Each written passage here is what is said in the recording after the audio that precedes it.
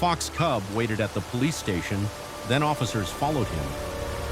The first officer to notice the fox cub was Officer Daniel Reeves, though at first he thought it was a scrap of orange cloth blown against the station steps by the wind. It was just after midnight in the small town of Hollow Creek, and rain had been falling for hours, turning the streetlights into blurry golden circles and washing the sidewalks clean of everyone except the night shift. The police station sat on the corner of Main Street and Alder Road, a squat brick building with 2 flagpoles, a flickering porch light, and a row of wet patrol cars parked along the curb. Daniel had been working the desk since 9, drinking burnt coffee, logging reports, and trying not to think about the argument he'd had with his teenage daughter before leaving home. It had been one of those arguments that started over homework and ended somewhere deeper, somewhere full of grief neither of them knew how to speak about. His wife Laura had died 18 months earlier, and since then Daniel and his daughter Sophie had become experts at living in the same house while missing each other from opposite rooms. He rubbed his eyes, stood to stretch his back, and looked through the glass doors toward the front steps. That was when he saw the little shape move. At first he frowned, then the shape lifted its head. A fox cub sat outside the police station. It was tiny, drenched, and trembling, with bright orange fur plastered flat against its thin body. Its ears were too large for its head, black-tipped and alert despite the rain. Its muzzle was narrow, its paws muddy, and one side of its face was smeared with something dark that looked like oil or wet soil. It sat directly in front of the doors, staring inside. Daniel blinked. What in the world? Across the room, Officer Maria Santos looked up from her computer. She was 36, sharp-eyed, and had the kind of calm that made panicked people lower their voices without knowing why. What? Daniel pointed. Maria stood and came to the door. The fox cub stared at both of them. Then it made a sound, a small, ragged cry, not a bark, not a howl, a thin, desperate yip that cut through the rain and made both officers go still. Maria's face changed. That's a baby. Daniel opened the inner door but stopped before stepping outside. Wild animals, even small ones, could bite. A frightened fox could carry disease. The last thing they needed was half the night shift trying to cuddle a scared animal on the station steps. He spoke softly through the glass. "Hey, little guy, what are you doing here?" The cub did not run. That was the first strange thing. Most foxes vanished at the first sight of humans. Hollow Creek had plenty of them in the wooded areas beyond town, slipping through yards at dawn, stealing from bins, leaving paw prints near chicken coops. But they were ghosts, quick, cautious, gone before anyone got close. This one sat in the rain outside the police station like it had chosen the place deliberately. Maria stepped closer. "It's shaking," Daniel nodded. "Could be sick. Or lost." The cub yipped again. Then it turned its head toward Alder Road, back to the officers, toward Alder Road again. Daniel felt a small unease settle in his chest. He had seen that kind of movement before, not from foxes, but from people in shock. The urgent look toward where something had happened, the inability to explain, the need for someone else to follow the line of their fear. Maria noticed too. "Daniel." "I know." The cub stood suddenly, took 3 limping steps down from the station porch, then stopped beneath the rain. It looked back at them. Daniel reached for the radio on his belt. "Dispatch, this is Reeves. We have unusual wildlife behavior outside the station. Juvenile fox, possibly injured, appears distressed." The dispatcher paused. "You want animal control?" "Yes, but hold on." The fox cub moved a few more steps toward Alder Road, stopped, looked back. Maria whispered, "It wants us to follow." Daniel almost told her not to say it, that it was ridiculous, that wild animals did not walk into police stations asking for help. But the words died before he could speak them because the fox cub yipped again, louder this time, then started down the sidewalk. Not running, waiting, leading. Daniel grabbed his rain jacket. "Santos with me. Harris, cover the desk." Officer Paul Harris, who had just come out of the break room with a sandwich, stared at the door. Are we following a fox? Daniel looked at him. Apparently. Paul lowered the sandwich. Right. Normal night. Outside, the rain was colder than Daniel expected. It ran down the back of his neck as he and Maria followed the fox cub along Alder Road, keeping several yards behind so they would not scare it. The cub moved in short, uneven bursts, favoring one front paw. Every half block it stopped and looked back to make sure they were still there. The town was almost silent. Storefronts were dark. Water rushed along the gutters. The neon sign above Miller's Pharmacy buzzed faintly in the rain. A traffic light blinked red at an empty intersection. The fox cub passed the bakery, then the closed laundromat, then turned sharply into an alley behind the old cinema. Maria drew her flashlight. Daniel lifted one hand. Slow.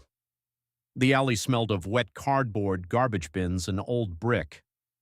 The cub slipped beneath a broken section of chain-link fence at the far end and stopped on the other side.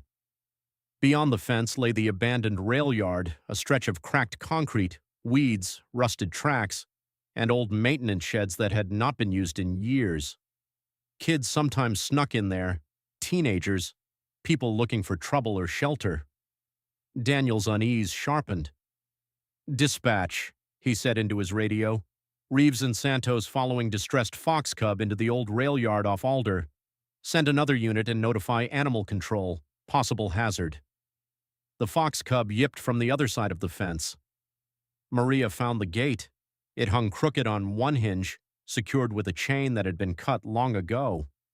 She pushed it open with a metallic squeal. The cub waited near the first rusted track, rain dripping from its whiskers. Then it turned and moved deeper into the rail yard. They followed. The beam of Daniel's flashlight swept across broken glass, weeds, puddles, and graffiti-streaked walls. Rain hammered on the roof of an old storage shed. Somewhere, water dripped steadily into metal. The fox cub led them past two empty freight containers and toward a low brick building at the back of the yard. The old signal house. Daniel remembered it from patrol calls. Homeless people sometimes used it for shelter in winter. Last year, firefighters had warned the building was unsafe after a part of the roof collapsed. The entrance was boarded up, but one of the side panels had been pulled loose. The fox cub stopped outside the gap. It yipped. From inside the building, something answered. Not a fox, a human voice, weak. Help! Maria's breath caught. Someone's inside. Daniel drew closer to the opening. Police, can you hear me? A pause, then faintly, please. The fox cub darted toward the gap, then backed away, crying frantically now. Daniel crouched and shone his flashlight through the broken panel. The beam caught wet concrete, fallen boards, and a pile of collapsed roofing material near the center of the room. Beneath it, barely visible between two beams, was a human hand, small, a child's hand. Daniel's heart slammed against his ribs. Dispatch, he barked into the radio. We have a child trapped inside the old signal house at the rail yard. Structural collapse. Need fire rescue and EMS immediately. Possible additional victims. Maria was already at the gap, calling inside. Hey, sweetheart, my name is Officer Santos. We're right outside. Help is coming. Can you tell me your name? The voice shook. Ellie. Daniel froze. The name hit him too hard because his daughter had once had a best friend named Ellie, because children's voices always cut deeper at night, because his last words to Sophie before leaving for work had been angry ones, and now another father's child was trapped under a collapsed roof in the rain. Maria kept her voice steady. Ellie, how old are you? 10. Okay, Ellie, are you hurt? My leg, I can't move, it hurts. Is anyone with you? A pause, then softly, my brother. Daniel and Maria looked at each other. Where is he? Maria asked. Ellie began to cry. I don't know. He went to get help. He didn't come back. Daniel swore under his breath. The fox cub pressed close to the opening, shivering violently. It tried to squeeze through, but Maria blocked it gently with her foot. No, little one, she whispered. Not safe. The cub cried again. Then another sound came from inside, a tiny yip. Daniel lowered the flashlight. Near the collapsed boards, huddled in a corner beneath a broken desk, were two more fox cubs. One was barely moving. The cub outside was not only leading them to the child, it had led them to its siblings, too. Fire rescue arrived 6 minutes later, followed by a second patrol car and an ambulance. Captain Irene Walsh stepped out of the lead truck before it had fully stopped, helmet already on, raincoat flapping around her. She was in her late 40s, compact, practical, and known throughout the county for being able to turn chaos into order with 3 sentences and a stare. Daniel briefed her quickly. One confirmed child trapped inside, conscious. Possible second child missing in yard. 2 fox cubs visible inside, one distressed. Building unstable. Roof partially collapsed. Captain Walsh looked at the signal house. Nobody goes in without shoring. Search team, sweep the yard for the brother. EMS, stand by. Animal rescue? On the way, Maria said.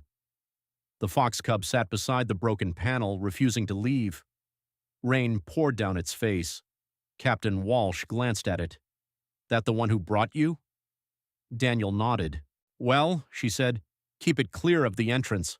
Apparently it has better situational awareness than half the people I meet. While firefighters stabilized the entrance, Maria continued talking to Ellie. The girl drifted in and out, sometimes answering, sometimes crying for her brother.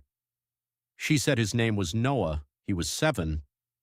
They had come into the rail yard after school because Noah thought he saw fox babies near the shed and wanted to help them. Their mother worked nights cleaning offices. Their babysitter had fallen asleep. Ellie had followed Noah because she was supposed to be responsible, because older sisters always thought responsibility meant chasing younger brothers into danger. Inside the signal house, they had found the fox den beneath the broken desk. The mother fox was not there. The cubs were crying. Then part of the roof gave way. A beam pinned Ellie's leg. Noah had not been trapped. He squeezed out through the side gap and said he was going to get help. But it was raining hard, nearly dark, and the rail yard was a maze of weeds, containers, and broken fencing. He never made it back. The fox cub outside, the strongest of the litter, must have escaped after Noah left. Maybe it followed his scent at first. Maybe it wandered toward lights. Maybe it heard the police station doors opening and chose the only warm, bright place where humans were still awake. Nobody could know, but it had waited outside the station until someone followed. A shout came from the far side of the yard. "Found a shoe!" Daniel turned sharply. Officer Harris and another firefighter were searching near the old drainage ditch that ran behind the rail yard. The ditch had filled with storm water rushing toward a culvert beneath Alder Road. Weeds and scrap metal lined the banks. Daniel ran. A small blue sneaker lay in the mud near the ditch. "Noah!" Daniel shouted. "Noah, can you hear me?" For a moment, only rain answered. Then, from near the culvert entrance, came a faint sob. "Here!" Daniel dropped to his knees at the ditch edge. Noah was clinging to a rusted pipe just above the water line, soaked, shaking, and trapped in the narrow space before the culvert. One foot had slipped into the water. His hands were white around the pipe. If he let go, the current could pull him under the road. Daniel's stomach turned to ice. "Hold on, buddy," he called. "Don't move." "I tried to find help," Noah cried. "I got lost." "You did good. We found you." A rescue firefighter clipped to a rope and moved down the ditch. Daniel lay flat on the muddy bank, keeping his flashlight on Noah's face. "What's your favorite dinosaur?" Daniel asked suddenly. Noah blinked up at him through rain and tears. "What?" "Favorite dinosaur, quick." "T-Rex." "Good choice. Strong arms? No. Big teeth? Yes. You keep holding that pipe like a T-Rex biting a sandwich, okay?" Noah let out a tiny confused sob that was almost a laugh. The firefighter reached him, secured him with a strap, and lifted him from the ditch. Noah collapsed into the rescuer's arms, crying for Ellie. "She's alive," Daniel told him, wrapping his own jacket around the boy before EMS took over. "Your sister is alive." Noah grabbed Daniel's sleeve. The foxes. Daniel looked back toward the signal house. We're working on them too. Rescue teams freed Ellie after 40 terrifying minutes. The beam pinning her leg had to be lifted with hydraulic tools while firefighters stabilized the remaining roof. She was pale, chilled, and in severe pain, but conscious. As paramedics carried her out, she turned her head weakly toward the corner where the fox cubs were still trapped. "Please," she whispered, "don't leave them." Maria walked beside the stretcher. "We won't." Ellie's eyes found the cub outside, now sitting beneath a firefighter's coat that someone had draped near the wall to keep rain off it. "That one went for help," Ellie whispered. Maria's throat tightened. Yes, it did. The animal rescue team arrived moments later. The lead rescuer, Tessa Vale, moved with careful speed, carrying gloves, carriers, towels, and a small heat pad. She had handled foxes before and knew the risks. Frightened animals bite, cubs can decline quickly, and wild animals need minimal human contact to survive after rescue. She assessed the situation from the doorway. "How many inside?" "Two visible," Daniel said. "One outside, mother unknown." Tessa crouched near the outside cub first. It hissed weakly but did not run. Exhaustion had finally caught it. She lifted it carefully with thick gloves and placed it in a carrier lined with warm towels. "Hypothermic," she said. "Thin, too." "The others?" "I'll go in once fire clears the corner." Captain Walsh nodded. "You get 5 minutes once the structure is stable. If I say out, you get out." Tessa did not argue. The two cubs inside were weaker than the first. One had a scrape across its side. The other was cold and barely responsive. Their den beneath the desk had likely been flooded or damaged by the collapse. The mother fox may have been killed, injured, or forced away. There were no signs of her nearby, though the rain had ruined most tracks. Tessa brought the cubs out one by one. The stronger outside cub, the one that had gone to the police station, cried when the others were placed in the carrier beside it. Tessa paused. "Well," she murmured, "you did your part, little one." By dawn, the rail yard was full of flashing lights, muddy footprints, rescue tape, and exhausted people. Ellie and Noah were taken to Hollow Creek Hospital. Ellie had a broken leg, bruised ribs, and hypothermia. Noah had mild hypothermia, cuts, and shock. Both would survive. Their mother, Rachel Bennett, arrived at the hospital still wearing her cleaning uniform, trembling so badly she could barely sign the paperwork. When she learned what had happened, she collapsed into a chair. "I thought they were asleep," she whispered. "I checked before I left. I thought they were safe." Daniel stood nearby, soaked and covered in mud, feeling the terrible uselessness of words. Maria sat beside Rachel. "They are alive. That matters right now." Rachel looked up. "Who found them?" Maria glanced at Daniel. Daniel said, "A fox cub came to the station." Rachel stared at him. "I know how that sounds," he added. Noah, wrapped in blankets on a nearby bed, lifted his head. "The brave one." Rachel turned toward her son. Noah's lower lip trembled. "I tried, Mum. I tried to get help, but I fell." Rachel crossed the room and held him carefully. "I know," she cried. "I know, baby." Ellie asked about the fox cubs as soon as she woke after treatment. Daniel was still at the hospital because he had not yet found the courage to go home and face his own daughter after the fight. When Ellie opened her eyes and whispered, "Did they save the foxes?" The nurse looked toward him as if this had somehow become his responsibility. He called Tessa. She answered from the wildlife center, voice tired but hopeful. "All 3 cubs are alive," she said. "Critical but stable. We'll continue warming and fluids. No sign of the mother yet, but we'll set cameras near the rail yard." Daniel returned to Ellie's room. "They're alive," he said. Ellie closed her eyes and cried. Noah whispered, "What about the brave one?" Daniel smiled faintly. "Especially the brave one." The story spread quickly through Hollow Creek. By breakfast, people were talking about the fox cub outside the police station. By noon, reporters were calling it the little fox who asked for help. Daniel disliked the phrase, not because it was completely wrong, but because it was too simple.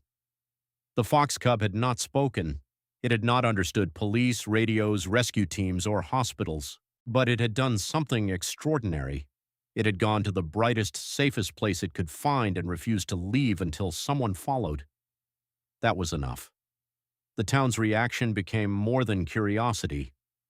Parents were shaken by how easily two children had entered the old rail yard. The city had promised for years to demolish or secure the abandoned buildings, but money and responsibility had bounced between departments. After the rescue, public anger rose fast. The rail company, the town council, and the property owner were all forced to act.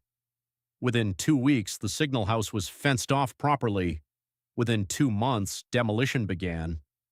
The drainage ditch was covered with stronger grates.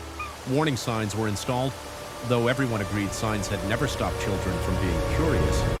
So the town did something better.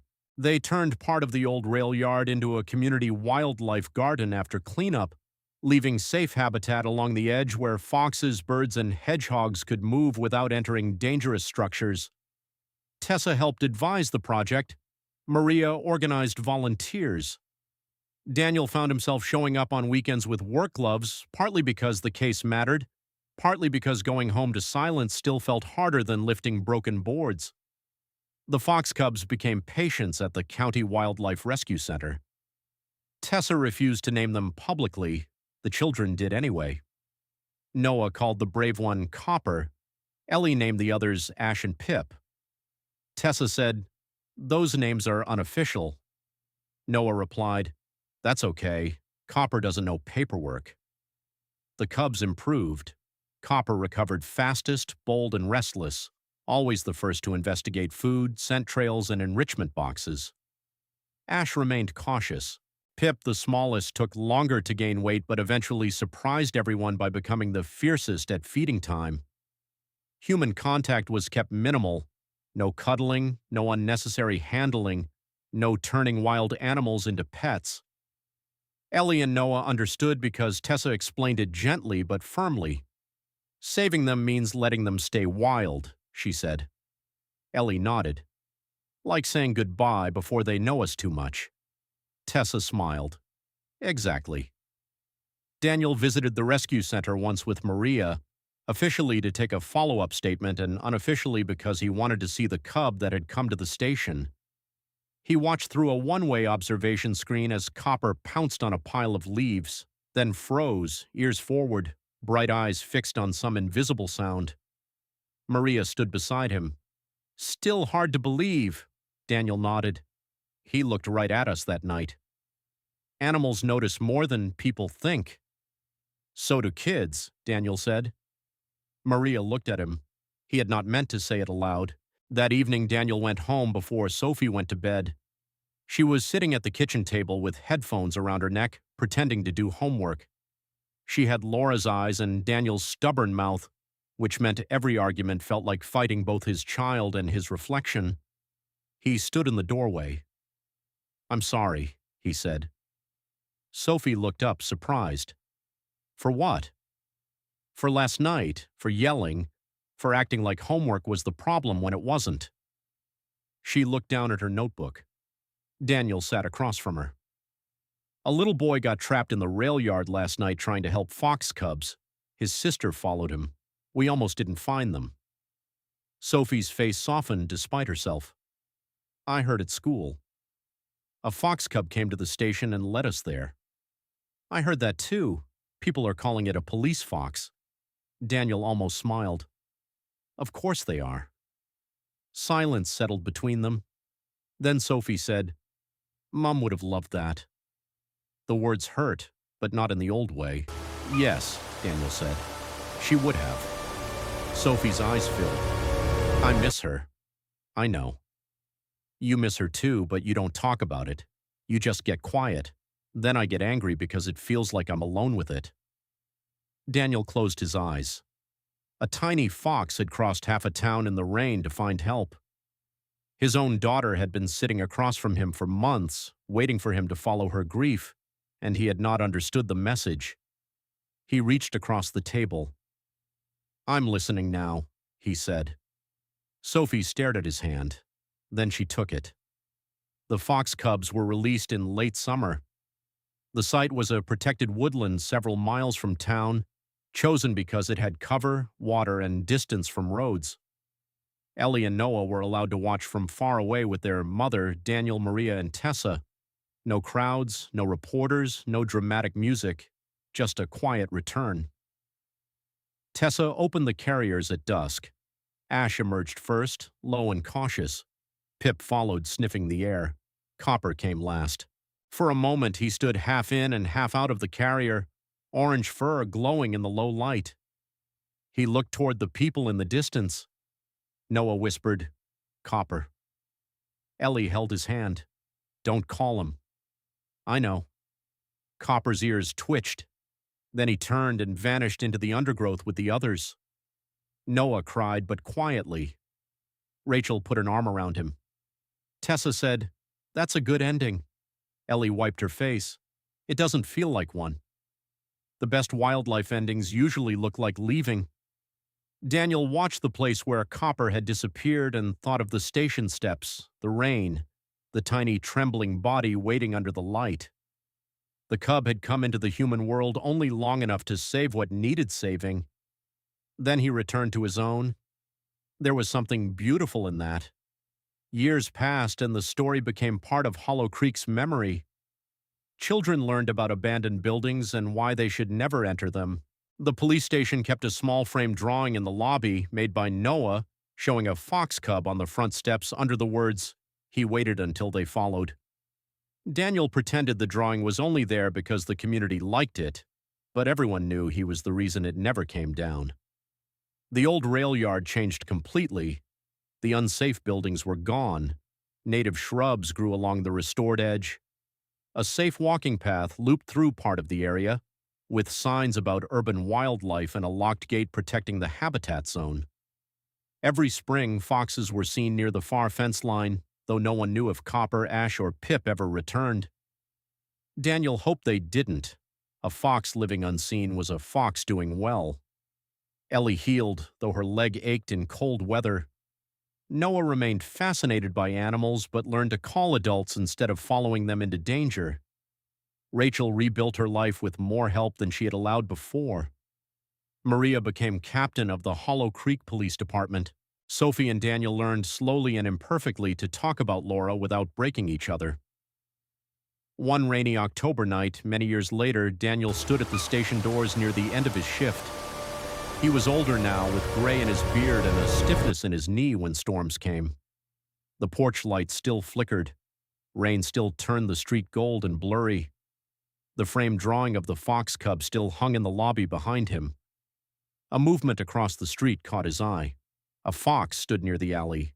Adult, sleek, red as flame beneath the streetlight. Daniel froze. The fox looked toward the station. For one irrational second, Daniel thought of Copper. It could not be him, he told himself. Too many years, too many foxes, too many stories humans wanted to bend into circles. Still, the fox stood there, watching. Then it turned and slipped into the darkness between buildings. Daniel smiled softly. No message this time, no emergency, no child trapped in the rain.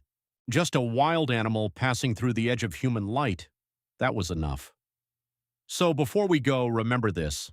Sometimes the smallest visitor carries the loudest warning.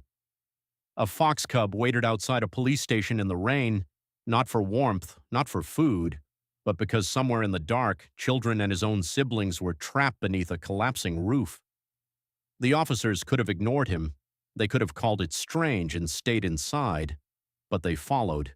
And because they did, 2 children were rescued, 3 fox cubs survived, and a town finally fixed a place everyone had known was dangerous. The fox cub did not speak. He did not explain. He simply waited beneath the station lights until humans understood that someone needed help. Sometimes that is all a hero can do. Wait, lead, and trust that someone will finally follow.